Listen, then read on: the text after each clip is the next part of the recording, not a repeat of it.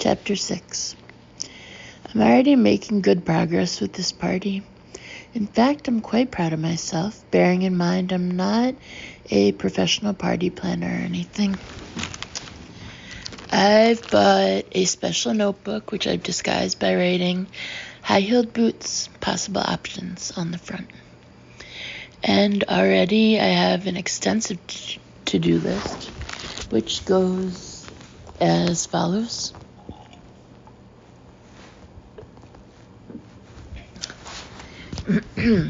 Party to-do list. Marquee. Where get, ? Where put, ? How big, ?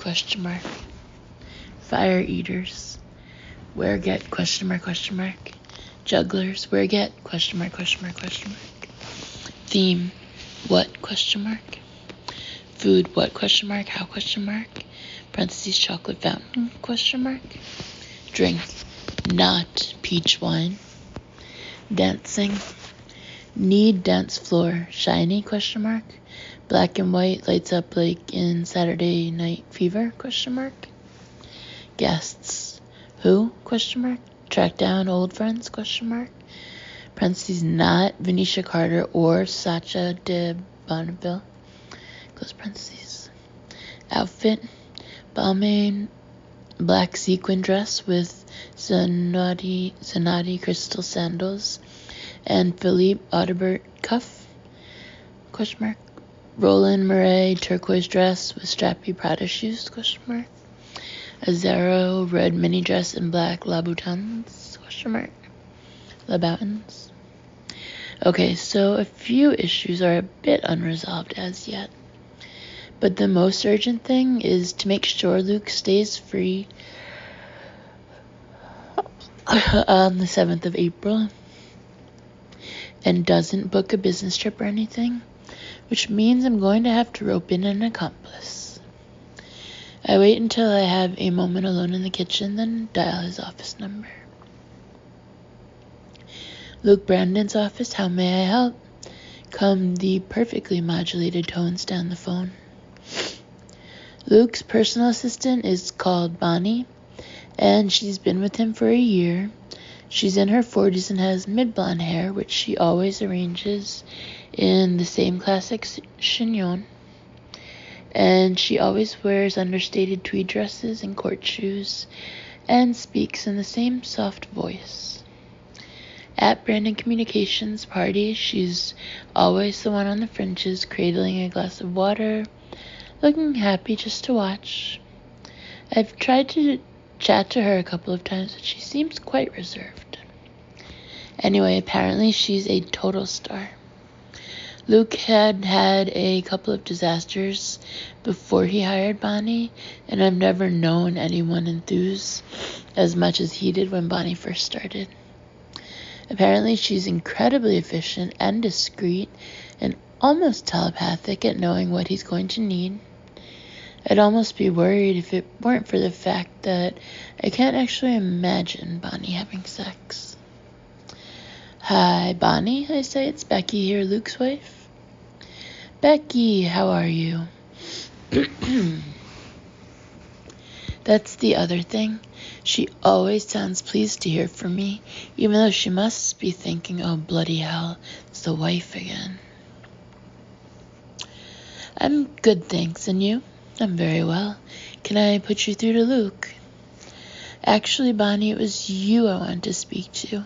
I'm throwing Luke I pause and glance around in sudden paranoia, just in case Luke's come back early from work to surprise me, and is even now silently creeping up behind me on tiptoes, arms outstretched. But he's not. Why doesn't he ever do that? Just to be doubly sure, I go and shut the kitchen door and pull a chair across it. This is all so cloak and dagger. I feel like those French resistance girls in Allo Allo. Becky, are you still there? Bonnie's saying. Becky, hello? Listen very carefully. I will say this only once. I whisper into the phone in sepulchral tones. I'm throwing a surprise party for Luke's birthday. It's top secret, and you're only the 7th person in the world to know about it. I almost want to add, and now I'll have to shoot you. I'm sorry, Becky. Bonnie sounds confused. I can't hear you. Could you speak up? For gosh sakes. A party, I say more loudly. I'm throwing Luke a party on the 7th of April, and I want it to be a surprise, so could you block off the date in his diary and make something up? The 7th of April. Bonnie sounds unruffled. That should be simple enough. You see, this is why she's a brilliant PA. She behaves as though she's done this kind of thing a million times.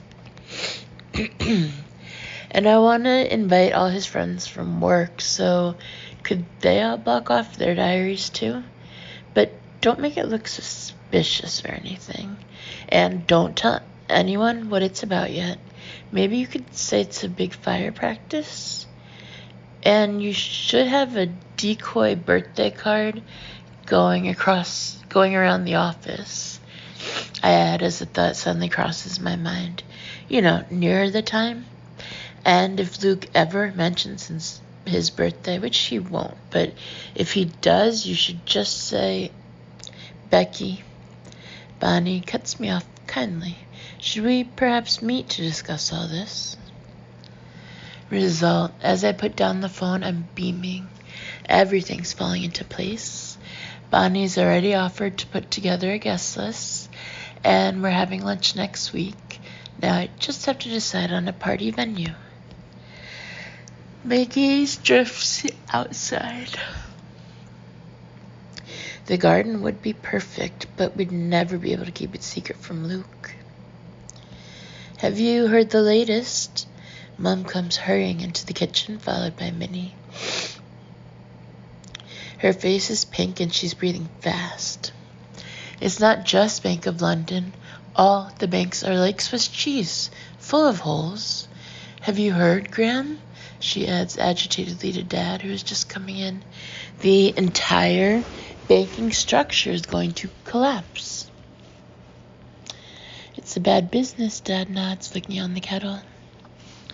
I've stopped watching the news because it's too depressing, but the Bank of London crisis is still going on like some kind of soap opera. Now they've stopped the cash points working, and a few people have thrown stones at the windows. The Prime Minister appeared on the TV last night and told everyone to please stop taking their money out. But all that did was make everyone freak out even more. Parentheses, I knew it would, didn't I say? They really should make me an advisor number 10, close parentheses. Luke says we won't all lose our money, I venture. Oh, Luke does he? Mum bristles. And would Luke like to tell us if any other financial institutions are about to fold? Or would that be too much trouble? She's never going to forgive him, is she? Mum, I say for the millionth time, Luke couldn't have told us. It was confidential and sensitive, and you would have told the whole of Akshat. I would not have told the whole of Akshat, she says sharply. I would have warned Janice and Martin and a few other dear friends, and that is all. And now we'll probably lose everything. She shoots me a resentful look as though it's all my fault. Mom, I'm sure we won't lose everything. I try to sound confident and reassuring. I heard a commentator on the radio this morning predicting anarchy. Civilization will collapse. It's war. Now, Jane. Dad pats her on the shoulder. Let's not overreact. We simply might have to tighten our belts a little, pull in our horns. All of us, Becky. He gives me a significant look. I can't help feeling a bit offended. What was that look for? Excuse me, I'm an adult. I'm a mother. You move back in with your mom and dad, and they immediately start treating you like a teenager who spent her travel card money on a pair of leg warmers, which I only did once. Poor Janice is taken to her bed with the strain, you know. Mom lowers her voice discreetly, as though Janice might hear us from inside her house. It was bad enough for her hearing Jess and Tom's news. Poor Janice, Dad and I say in automatic unison. She had her heart set on that wedding. I mean, I know the younger generation like to do things differently, but really, it's so hard to walk down an aisle in a veil. Janice had already planned the table decorations and the wedding favors. What's she going to do with all that silver fabric? Mom keeps on talking, but I've been gripped by a sudden idea. Janice's garden, of course. We could put up a marquee there, and Luke would never suspect a thing. He'd just think Martin and Janice were having their own little bash. And not a single wedding picture for the mantelpiece. Mom is still in full indignant flow. Hey, Mom, I interrupt. Listen, don't tell Luke, but I'm going to hold a surprise birthday party for him. And I was just thinking, do you reckon Janice would let me do it in her garden? There's silence. Both Dad and Mom are eyeing me weirdly. A party, love? Mom sounds tense. You mean a few friends over? No, a big party with a marquee and everything. Now Mom and Dad are exchanging looks. What? I say, rankled. It sounds rather big. It will be big, I say defiantly, and brilliant. I'm going to have a dance floor that lights up and fire eaters, and Luke will be completely blown away. I think about this every night.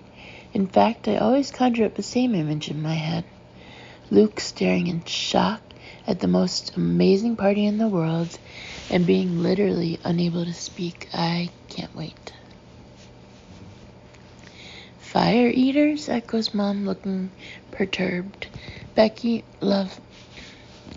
It'll be George Michael all over again, Dad mutters darkly to Mom, and I give a sharp intake of breath. That is against our family code. No one was supposed to mention George Michael ever again. We even turn off Careless Whisper whenever it comes on. I heard that. Thank you, Dad. I give him a furious stare. And it won't. The George Michael incident was so painful, I can barely bring myself to remember the details. So I won't. Except that I was turning 13, and my whole class thought George Michael was entertaining at my birthday party. Because I'd said he was, and they all came with their autograph books and cameras. I feel a bit queasy just thinking about it. 13-year-old girls are mean.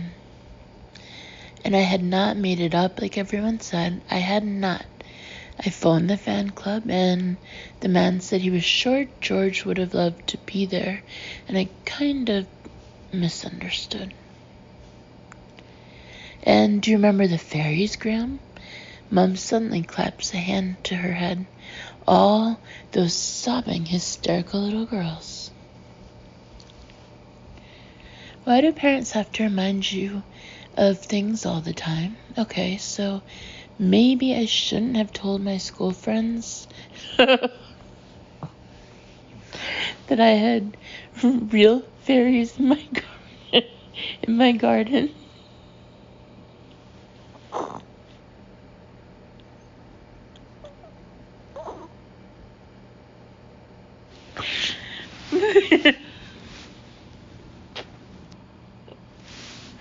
And they're coming to my 5th birthday party.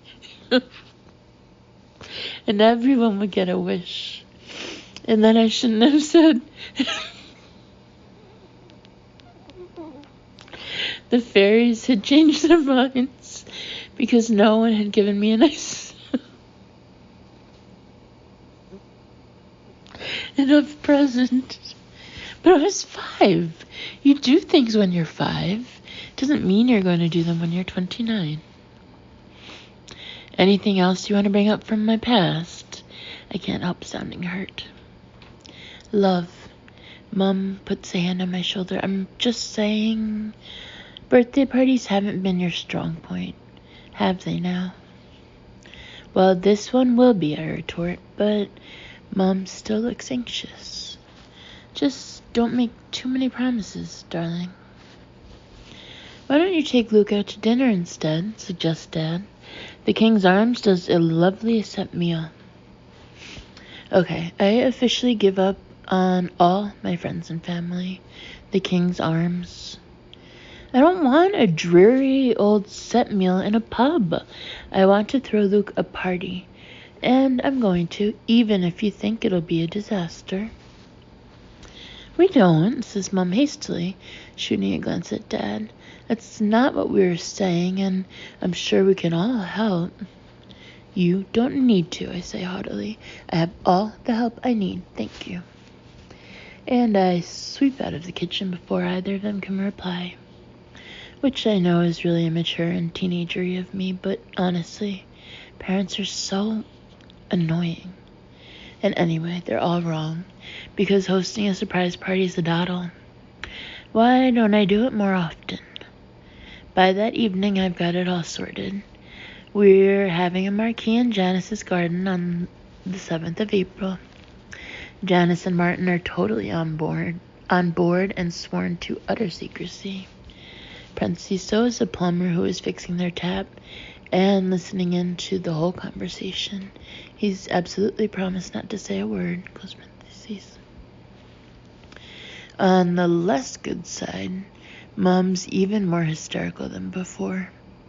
She's heard some scare story on the radio about how Britain's national debt is a big black hole and pensions are all going to collapse and basically money won't exist anymore or something.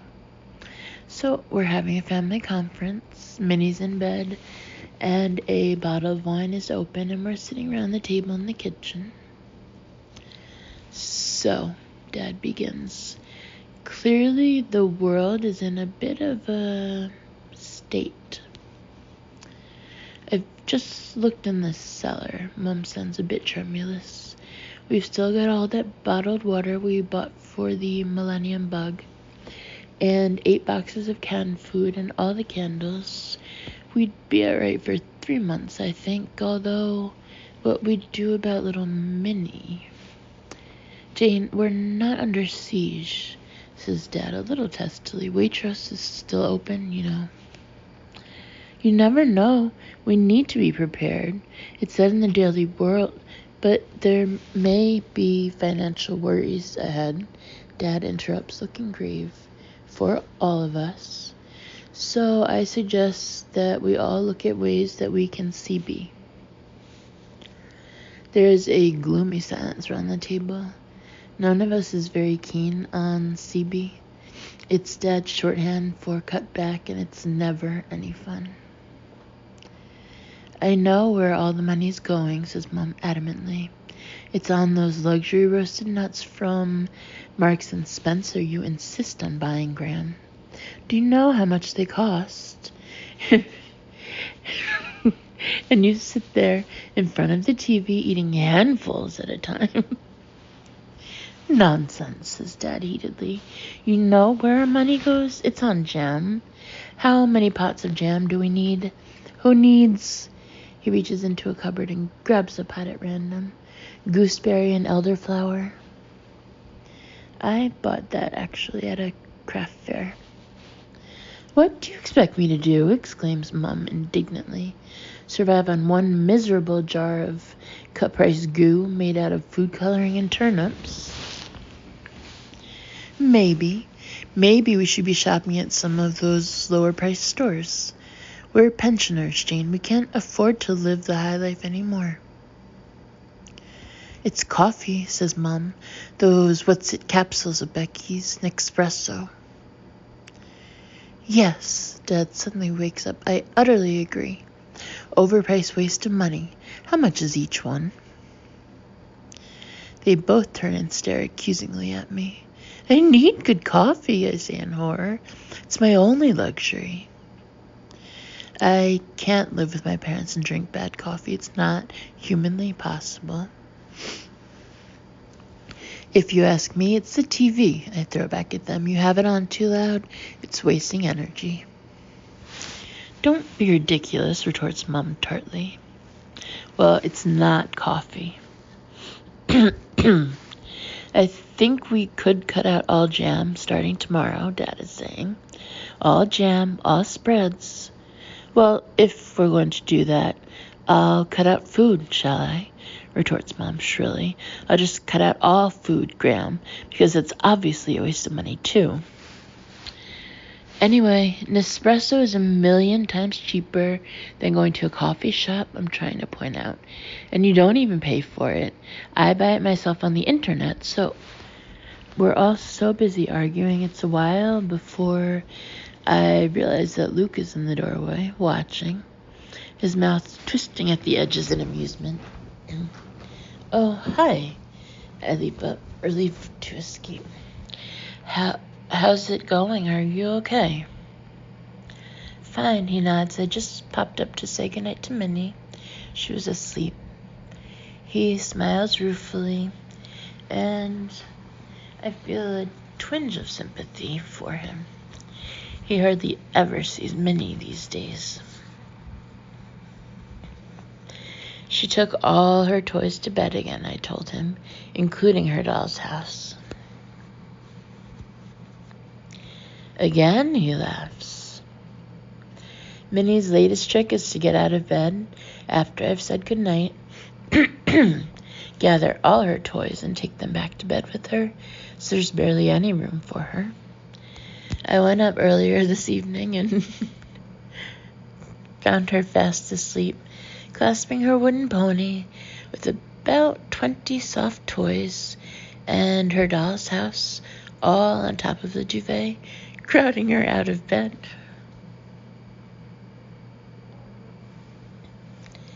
Luke, Mom finally notices him and stops mid-flow through a tirade about how Dad never even has toast for breakfast, so what does he know?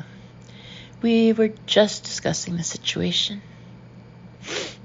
Situation? He raises his eyebrows at me in query. We're all trying to think of ways to save money, I explain, hoping Luke might say, what a ludicrous idea. Everything's on the up.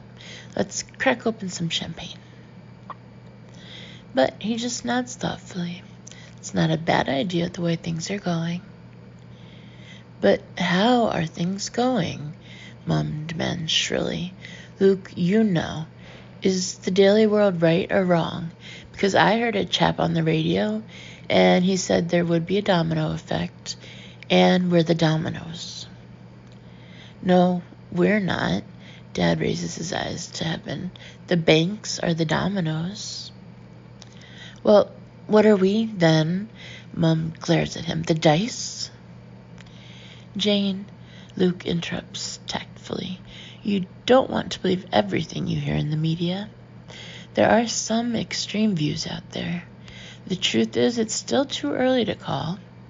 What I can say is confidence has plummeted and there's a lot of panic. Not just in banking, in every sector, whether it's justified. That is the question. I can tell Mom's not satisfied. But what do the experts say? She persists. Luke is an expert, I chime in indignantly. Economic gurus aren't fortune tellers, unfortunately, Luke shrugs, and they don't always agree. What I would say is it's never a bad idea to be prudent. Absolutely, Dad nods approvingly. That's what I was saying. Our spending has got quite out of hand, Jane. Crisis or no crisis. £4 this cost. He waves a jar of gooseberry jam. £4. Very well, Mum glares at Dad. From now on, I'll only shop at the pound shop. Will that make you happy, Graham?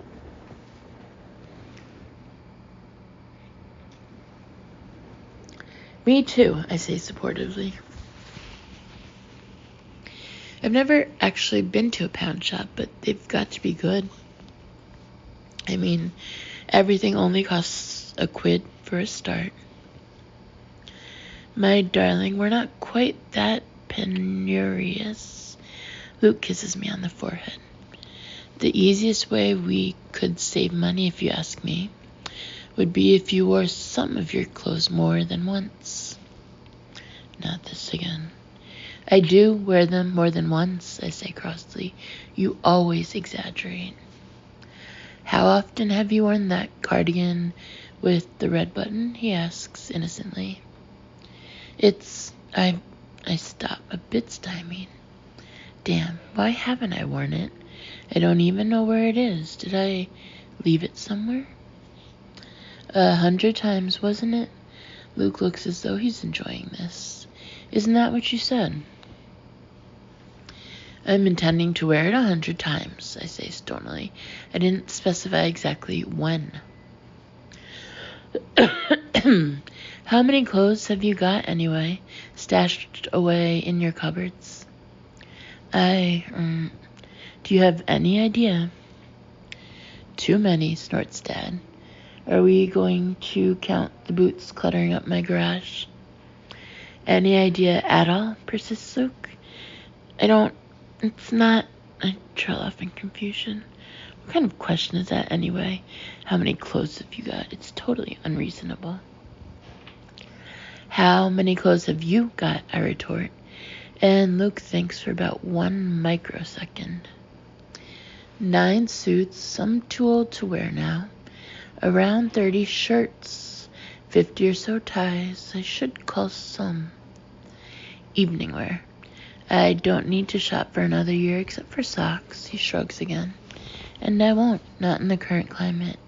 I don't think it would send the right signals to turn up to work in a new bespoke suit. Trust Luke to have an answer. Well, you're a man. It's different. I work in fashion, remember? I know, he says mildly. My only point is that if you wore each of your clothes, say, 3 times before buying anything new, your clothes bill might go down, he shrugs. You said you wanted ideas to save money. I didn't want those kinds of ideas. I wanted ideas involving things I'm not interested in, like petrol or insurance, but now I'm a bit stuffed. Fine, I fold my arms. I'll wear every single item in my wardrobe 3 times before I even think of going shopping again. Satisfied? Yes, he flashes me a smile. And I'm giving up my car plans, just for now. Really? Like I say, it's not the moment. Now I feel a bit humbled. Luke was planning to get a new car as a celebration as soon as the Arcodis case was over. It was like the prize. We'd gone for a test drive in one and everything. Well, I suppose if he can do that, I can wear my clothes 3 times before I go shopping again. It's not such a hardship. Anyway, I probably haven't got that many. I try to visualize my wardrobe. I mean, it's just a few tops and jeans and dresses, isn't it? And a few things crammed in at the back. I'll get through them all in a couple of weeks. We'll still be able to buy clothes for Minnie, won't we? I look up in sudden alarm. And she can still have her pocket money? I've got quite used to Minnie having pocket money when we were out and about. She spent another 6 months advance in the Bambino sale and got the most gorgeous half-price sparkly Wellingtons. Plus, it's teaching her financial planning because I've got it all written down in a book. Of course, Minnie can have her pocket money, Luke laughs. And if she needs new clothes, she needs them. She is a growing girl. Fine, I say, trying not to feel envious. It's all right for children. I wish I grew out of all my stuff every 3 months and had to replace it all. Anyway, Becky, I thought the Bloomwood style was Make more money. Luke breaks into my thoughts. He pulls out a chair and pours himself a glass of wine. Maybe you could go back to work full-time. Now we're getting a nanny. No. It's as though he's fired a shot into the air with no warning. In fact, I feel myself physically recoil. Why did he have to mention the word nanny, just like that, with no preamble? I was going to soften Mom up first, maybe via general chit-chat about au pairs. Nanny? Mom's voice is instantly sharp. What nanny? What are you talking about? She manages to make nanny sound like serial killer. I hardly dare look at her. We just thought it might be a good idea to try and get some expert help. I cough. Minnie's spoiled, puts in Luke flatly. She needs some structure and regulations. Mom looks mortally offended. She's not spoiled by you, Mom, obviously, I add hurriedly. It's just they have these amazing people called ultimate nannies who help to raise a well-balanced, accomplished child. They're qualified in martial arts and everything. Martial arts? Echoes Mom incredulously. What does she need martial arts for, poor little love? And they're trained in routines and child development. I glance desperately at Luke for support. We think it's what Minnie needs, says Luke firmly. We're going to interview some candidates next week, and I'm sure we'll all get along marvelously. Well, Mom seems lost for words. Well, she takes a swig of wine. I see. Everything's changing. Well, of course, arrangements would have had to change substantially anyway, begins Luke, bearing in mind that we'll be... Oof! He breaks off as I kick him hard on the ankle and glare at him. Does he have no tact? Is he just going to blurt out everything right here, right now? We can't tell Mom we're moving out. Not on top of everything else. It'll be the final straw. It'll destroy her. She'll sink into depression and probably spiral into some kind of breakdown. What? Mom looks beatily from face to face, bearing in mind you'll be what? Nothing, I say quickly. Shall we go and watch telly? Becky? I can see Mom's face working with alarm. What is it? What aren't you telling me? Oh gosh, now I'm torn. If we don't tell her the truth, she'll think something really awful has happened, and after all, it is a family conference. Maybe this is the right time to break the news. Okay. I take a deep slurp of wine for courage. Here's the thing, Mom. Luke and I have found a lovely family house in Maida Vale, and we've had an offer accepted. And this one looks like it's really going ahead, which means we'll be... I take a deep breath, hardly able to say it. Mom, we're moving out. There's a stunned, disbelieving silence in the room. No one seems able to speak. I shoot an agonized look at Luke. This is awful. I knew it would be bad, but I never thought it would be this bad. You're going? Mom says at last, her voice cracking slightly. You're actually leaving us? She's devastated, it's obvious. I can already feel the tears rising inside. Yes, we're going. In about 4 weeks' time, probably. I swallow, my throat tight. We have to have our own space. You must understand that, Mom. But we'll come and visit loads, and you'll still see Minnie, I promise. And Mom doesn't seem to be listening. They're going. They're going. She grabs Dad's arm. Did you hear that, Graham? Hang on. She doesn't sound that devastated. In fact, she sounds delighted. Is this true? Dad narrows his eyes. Looks like it, Luke nods. We can start having dinner parties again, says Mom breathlessly. We can use the table. We can have guests to stay. I can use my workshop. Dad chimes in faintly at last. I'll get my wardrobe back and the utility room. Mom seems almost giddy with excitement. Oh, Graham. To my astonishment, she plants a kiss on Dad's cheek. I have to call Janice and tell her the good news. Good news? What about the empty nest syndrome? What about spiraling into depression? But you said you didn't want us to go, I say indignantly. You said you were relieved those other houses fell through because you would have missed us so much.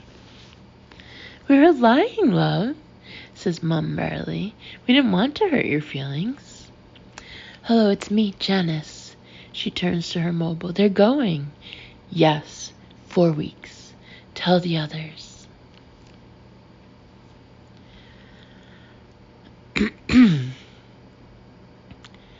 Okay, now I really am offended. Has the whole neighborhood been waiting for us to go? And then there's a list titled Becky Brandon, parentheses, Nabloomwood. Official closed audit, page 3, parentheses of 15. Jeans continued. J-brand, cropped. J-brand, bootcut. Gold sign, skinny dark. 7 for all mankind, distressed. Parentheses, 2 sizes too small. Close parentheses. Balmain, black, distressed. Notify, black. Notify, black. Parentheses, still in bag, never worn. Close parentheses. Theory, skinny stretch. 7 for all mankind, studded. 7 for all mankind, cutoffs. Acne, frayed at knee. Acne, ripped. Parentheses, tag still on. Close parentheses. Cavalli, frayed and sequin. Parentheses, still in bag. Close parentheses. Page, premium denim. Boyfriend. True religion, gray, wide leg.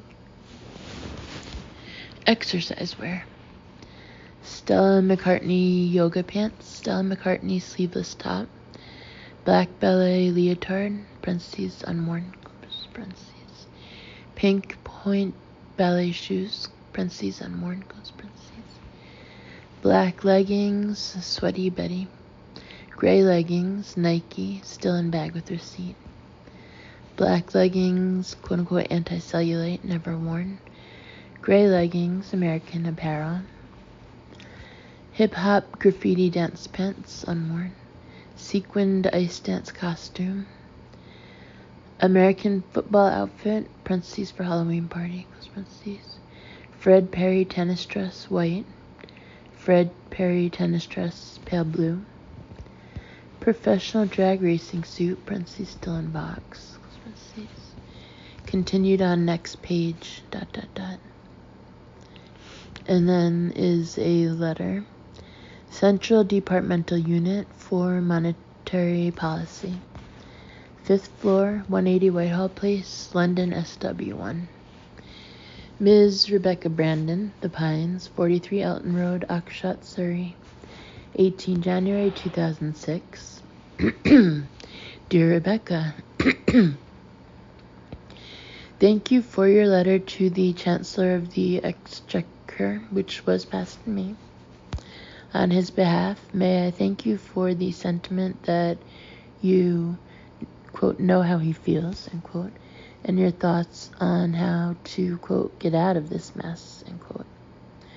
Your father's principles of CB and MMM seem sound, as does the advice to, quote, look around and sell some things you don't need, close parentheses.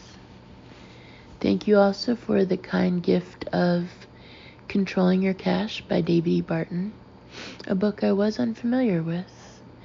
I am unaware of whether the Chancellor owns a copy, but will certainly pass it on to the Treasury, along with the advice to, quote, write everything down that he spends, end quote. With thanks again for your interest, yours sincerely, Edwin Treadwell, Director of Policy Research.